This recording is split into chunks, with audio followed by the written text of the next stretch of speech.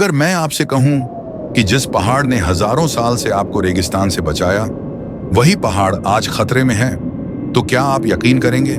ये कहानी है धरती के सबसे पुराने पहाड़ों में से एक, अरावली। एक ऐसी पर्वत श्रृंखला है जो दिखता तो शांत है, लेकिन जिसकी चुप्पी के पीछे एक बहुत बड़ा तूफान छुपा है। समय से भी पुराना पहाड़ अरावली पर्वतमाला हिमालय से भी पहले पैदा हुई थी। जब धरती जवान थी, जब इंसान का नाम निशान नहीं था, तब ये पहाड़ खड़े थे, भारत की रीढ़ बनकर। लगभग 700 किलोमीटर लंबी ये पर्वतमाला गुजरात से लेकर राजस्थान, हरियाणा, दिल्ली तक फैली हुई है।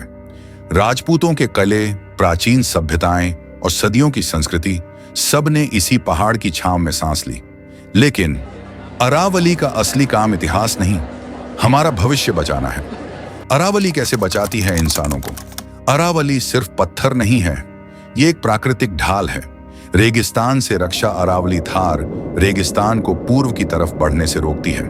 अगर ये दीवार टूटी तो रेगिस्तान खेतों और शहरों तक पहुंच सकता है।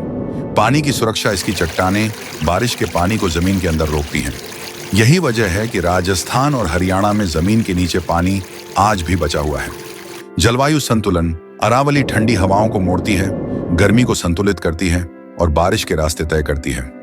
जंगल और जीवन, तेंदुए, पक्षी, पेड़ पौधे, ये पहाड़ एक पूरा इकोसिस्टम है जो इंसानों को बिना बोले जिंदा रखता है। सबसे बड़ा खतरा इंसान आज अरावली पर खतरा किसी भूकंप से नहीं, किसी तूफान से नहीं, बल्कि कागजों और मशीनों से है। नई परिभाषाओं में सिर्फ ऊंचे पहाड़ों को अरावली माना जा रहा है। छोटे छोटे पहाड़ी हिस्से, जंगल, हरित क्षेत्र, जो असल में सबसे ज्यादा जरूरी हैं, अब सुरक्षा से बाहर हो रहे हैं। और जहां सुरक्षा हटती है, वहां आता है खनन, कंक्रीट और लालच। चेतावनी के संकेत आज अरावली रो नहीं रही, लेकिन संकेत दे रही है। पानी नीचे जा रहा है, धूल भरी आंधियां बढ़ रही हैं, गर्मी ज्यादा पड़ रही है, जानवर शहरों में भटक रहे हैं। ये सब इत्तेफाक नहीं है, ये चेतावनी है, क्योंकि प्रकृति पहले समझाती है, फिर सजा देती है। अरावली विकास की दुश्मन नहीं है, अरावली ही विकास की नींव है। अगर ये पहाड़ बचे तो पानी बचेगा, हवा बचेगी, जिंदगी बचेगी। लेकिन अगर अरावली टूटी तो नुकसान सिर्फ पहाड़ का नहीं होगा, नुकसान हमारा होगा। अरावली को बचाना असल में खुद को बचाना है।